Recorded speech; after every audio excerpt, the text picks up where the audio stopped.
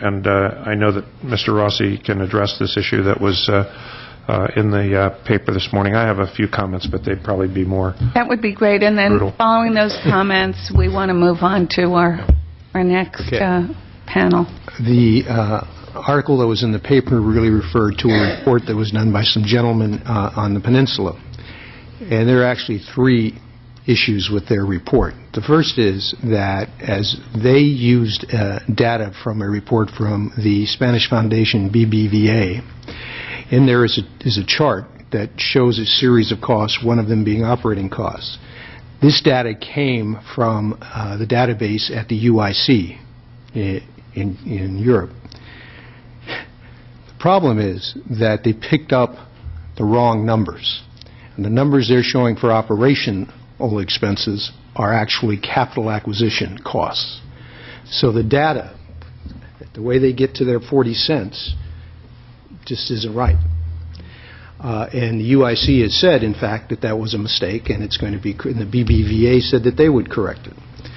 So the second issue then has to do with the fact that they use a proxy for seats, expense per seat mile. They use a passenger mile proxy, which they use by creating a capacity number of 75% for every item on the list.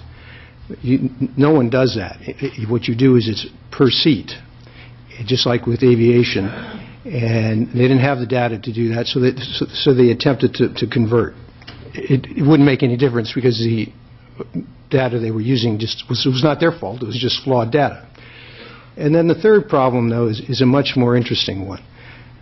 Because once you get the right operating numbers, when you look at the comparisons to how we intend to run high-speed rail and the way it's run in Europe, there is no comparison.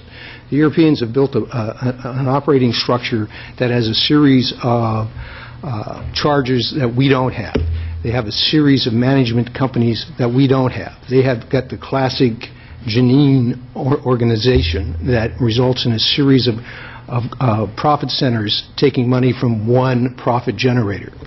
The more appropriate comparison would be to Taiwan. Even though it's smaller, it is run the same way we would run ours. And when you look at our operating margin, you would see that we're running, or if you look at the cents per mile, we're 60% more than theirs. They're at 5, we're at 10.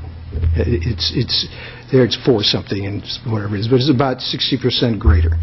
The other thing that you could look at is just the most recent publications for the Spanish operations that show that even after they take all the charges we don't have, they have a 35% net profit margin.